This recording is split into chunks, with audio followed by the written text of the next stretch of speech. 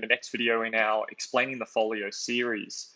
Now, this video isn't specifically going to help you with how to present this information in the folio. It's just a real quick capping of some of the adhesives that are commonly used in woodworking and trying to compare them in an equal way. It's very challenging to look at the adhesives that we use in the workshop and compare them evenly because there's no real single source of information where competing glues, are actually being compared against one another. So I've tried to go in and pull out some of the key information that'll help you there, just in terms of the particular parts of the glue or features of the glue that impact their selection when it comes to using them in the workshop.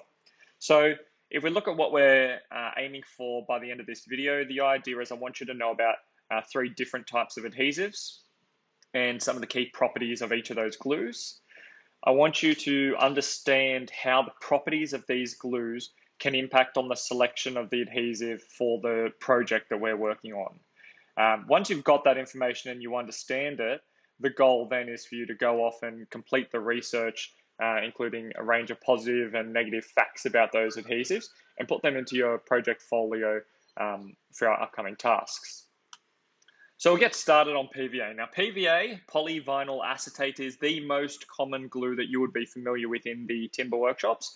And you've probably been using a version of this right back to when you started primary school in the kindergarten.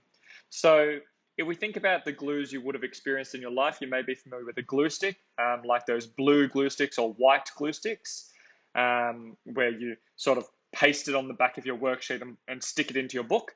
That is not the type of glue that I'm talking about here, so just wanted to confirm that you're not thinking of that sort of application. What I'm thinking about is craft glue, that liquid glue that you probably had a small brush and would paint over things for craft-based applications in primary school. And then working our way into the timber workshops, you've probably seen some of this white PVA in little squeezy bottles, and you've used that to glue your projects together in the past. That's what we're talking about here. It is very common glue. Now, this is commonly used for some furniture making projects and indoor woodworking. Now, probably you're wondering why I'm being so specific about saying indoor woodworking. Well, the answer is quite clear. This glue can be cleaned with water and it can be softened with heat.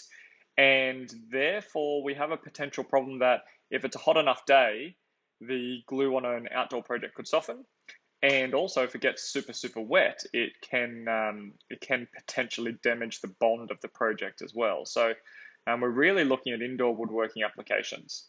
The benefit of using this glue is it is very cheap. You can go out to the shop and buy all sorts of advanced versions of PVA, but if we're thinking the most basic formula of PVA, it is a very cheap glue in terms of a volume comparison. When it dries clear, which is another great reason why people will use it.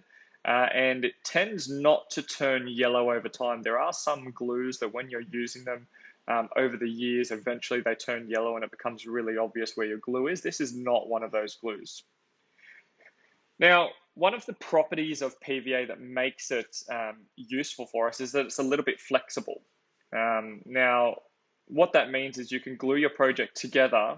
And I'm certainly not saying that you can just bend your project and pull it apart like it's some sort of stretchy rubber. It's definitely not that flexible, but it's got a small degree of flex in it, which means it's not going to crack or fracture when there's a little bit of pressure put on a joint that might have loosened up just a little bit over time. It tends to hold a bit of the shape and it's got a very small amount of elasticity in it that stops that from happening. Another key reason why it gets used very commonly is it's super easy to clean up. You can just go and get some water, get a damp rag and wipe it off your project immediately while it's wet. And that tends to clean it up. And once it's dried, if it's anywhere where you don't want it to be, you can generally peel it off. Like you may actually have been familiar in primary school where you've put the glue on your fingers and then you've sat there for the next hour peeling it off little bit by little bit. That's some of the benefits of PVA there in terms of its cleanup. Now, you'll see when we look at some of the other glues that not all glues can be cleaned with water. There are specific chemicals that need to be used sometimes. So PVA being able to be cleaned with water is actually a beneficial feature. It's also one of those features that makes it really handy for us when we're using it in the workshops, because obviously we have access to water and there's less chemical dangers when we're thinking about student safety as well. Now, the benefit of PVA, again, in terms of workability, is the initial drying time. It usually takes about 30 minutes for the PVA to dry and takes around about 18 to 24 hours before it's completely dry and ready to be used in an everyday application, and you can take it out of its clamps. Other benefits are that while there may be some smell or fume to this product, it's not harmful. But if you're obviously going out and drinking it, if you ingested it in any way, it can be toxic. So we definitely wouldn't recommend that. So it's a small safety consideration there. So that's PVA, and that's the first of the glue products that we're going to be talking about. The second one is Titebond 3. Now, I'm specifically talking about a brand of glue now called Titebond. I'm then speaking about a specific variety, which is Titebond 3, which is the ultimate product. There is a Titebond 1, Titebond 2, and Titebond 3. Titebond 3 is the ultimate product, and this is one of the glues that we have available in our workshops as well. I'm going to point out that this is a type of PVA glue. However, it is a highly specialized PVA glue. So it's been engineered to be a little bit better for applications as compared to traditional standard PVA glue that we previously spoke about. Now, this glue can be used in furniture making, particularly indoor, but also in outdoor woodworking applications. Now, the reason that this can be used outdoor is that once it is dried, it is waterproof. Now, that means that there has been a company, an independent body that has gone out and completed testing against a set of standards, and they can guarantee that this is a waterproof glue. Now, if you were to get this product and you were to put it in a pool for a week, it would not last that. But in a general outdoor application where it might get a bit of rain on it every now and then, and that rain runs off and doesn't sit there in puddles, then this glue is considered to be waterproof. The other key benefit of this glue is it's considered to be food safe. Now, what that means is not that you can just eat it or use it as a sauce on your meal. What that means is that in indirect contact, so like a chopping board, for example, once the glue has been dried and it's been used in a product, it's been deemed safe for you to use that product to prepare food. So if we're thinking about a chopping board that you might have made in one of your previous tasks, you're obviously planning to put food on that. And you wouldn't want to put something toxic in the chopping board so that when you're cutting and preparing your food, it causes you to be poisoned. That would obviously not be ideal. So one of the other benefits of Titebond 3 is that it has actually been approved by government bodies to be a food safe glue application. Now, the trade-off here is that when it dries, it no longer dries clear. It actually dries in a light brown color, which means that if you're using it on a particularly light colored timber like pine, it may be a little obvious where you've used Titebond glue. Again, it's got a degree of flexibility in it, but its strength is definitely greater than that of standard PVA. Again, this is a water-based glue, so while it's wet, you can clean it up. However, once it dries, it's less likely to be peeled off your project, and more likely you're going to need a chisel to actually cut it off your project or pare it off your project, if we're using our correct terminology there. Now, this particular glue actually can be used for about 10 minutes before it starts to go a little bit sticky. So if you're planning on doing a glue up of this of a project with this glue, you actually need to make sure that you've got everything ready so that you can put the glue on and get it in its clamps within 10 minutes. Now, the documentation for this glue also says that after 30 minutes, it can actually come out of its clamps, but it isn't fully cured until around about the 24-hour mark. So again, it takes a long time to go to its complete cured state, but can actually come out of clamps in 30 minutes in most applications. Obviously, if you're working on a really hot day, a really cold day, or a day where the humidity is really high, these sorts of numbers are impacted.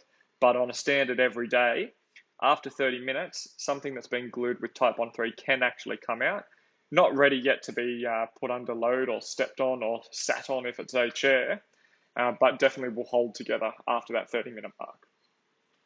Again, this is relatively cheap as a glue, but I have to say it is definitely more expensive than the stock standard PVA. So if we're looking at a bottle comparison, a cheap bottle of PVA might cost $1 or $2, and you compare that with Titebond 3 that at the time of making this video might be around about the $12 mark for that same size bottle. So it more expensive than a plain PVA, a standard PVA, but still relatively cheap when we're thinking about the overall glue market.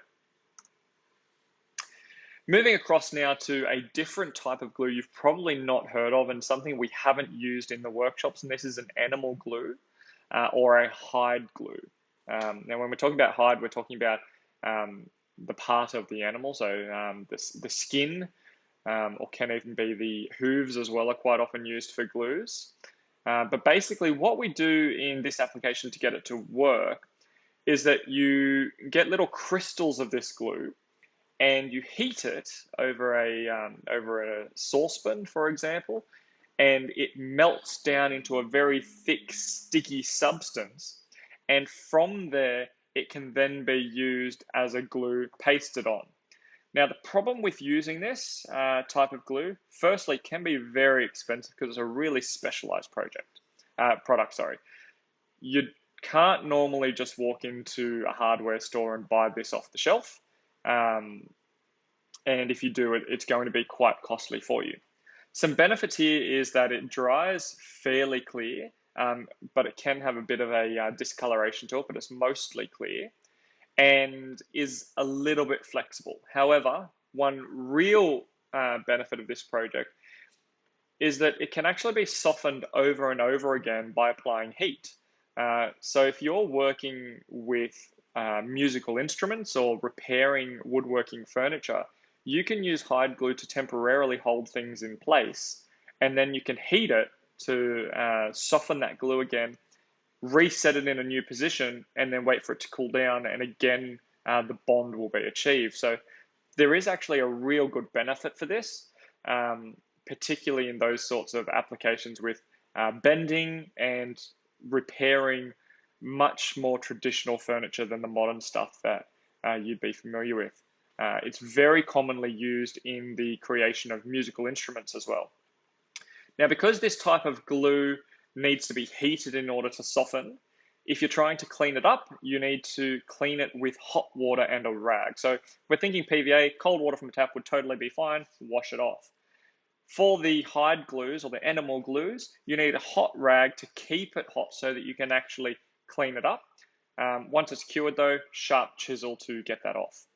Now, again, because you're relying on this being heated to be soft and workable, the drying time changes based on how cold the air is where you are and how quickly that glue dries. So it could dry as quick as 2 minutes if you're in a really cold environment, but it can stay open and malleable for around about that 10-minute mark.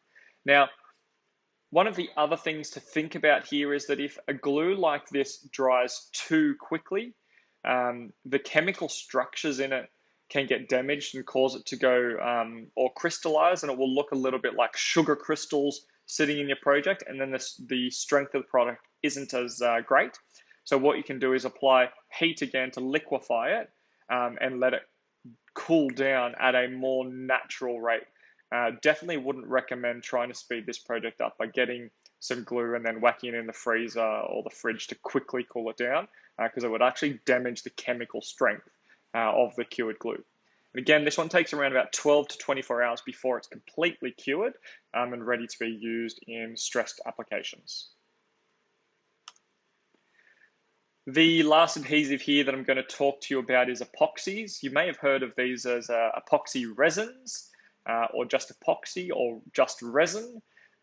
It's a very modern glue to be used because there are lots of DIY woodworking projects that are using these, and You may be familiar with resin casting in those river resin tables and also in resin chopping boards. It is very commonly used at the moment. And we have a few students that have been interested in using this in projects in the past in the workshop. The first thing that I'll say to you is that when you're thinking epoxy, it is very expensive. Out of the 4 glues I've spoken to you about today, on a volume by volume comparison, I would say it is the most expensive glue. And one of the things that makes it more and more expensive is that it can dry as clear as glass, depending on which product you buy and which brand you buy. So there are brands that specifically are ultra glass-like in terms of their clarity. So when you're thinking about that, the benefits of being able to have something super clear in a timber project, obviously the expense goes up there. The other problem with these is they are quite dangerous to work with. Now, if you're not familiar with an epoxy, it works on 2 parts. You need to mix the 2 parts together. So 2 liquid chemicals, you mix them together. When they are mixed, they create a chemical reaction. And this chemical reaction produces a large amount of heat.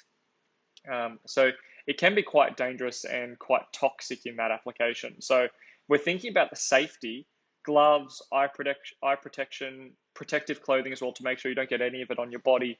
But also if you're working in large applications or closed environments, a respirator may be necessary as well, because the chemical reaction can actually set off or let off quite a intense fume as well.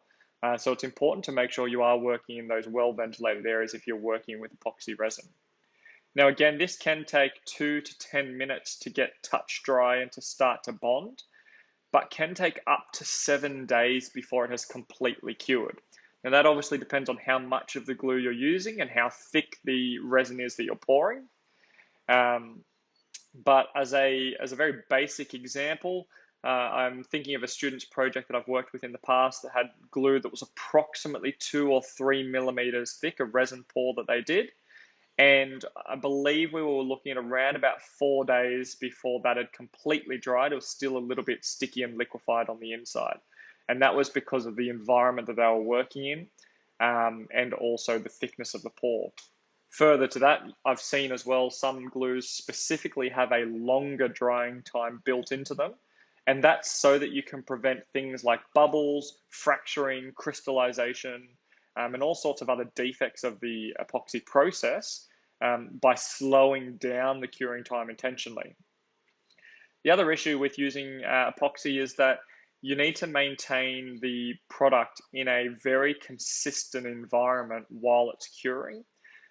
So if you're working in an area that has extreme hots and extreme colds overnight and in the day, that can actually damage the curing process as well.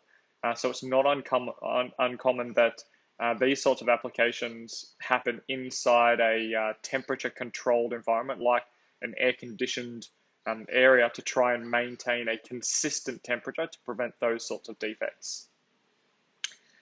Now, very commonly fills with bubbles when you're working with epoxy, because as you're mixing it, you're introducing air or air bubbles into the mix. So one of the techniques of using epoxy is your ability to get those bubbles out, and that's usually achieved with a blowtorch or heat gun of some sort to try and get those bubbles to rise to the surface. But again, this is a technique that needs to be practiced over time. So considering how expensive the product is to buy and the potential of what could go wrong on the process, this is quite a risky glue to be using for some applications.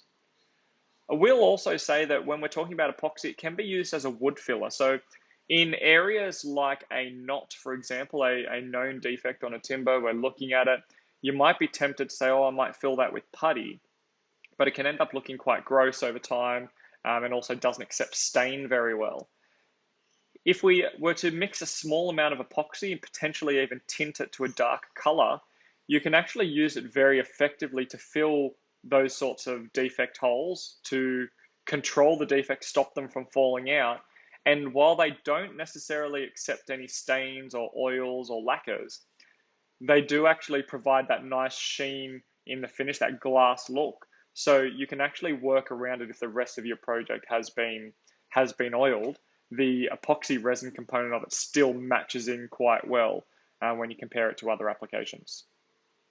Trying to clean this one up, you need to get a plastic scraper to scrape away any excess that you don't need. Important that it's a plastic scraper because it's less likely to stick to the epoxy.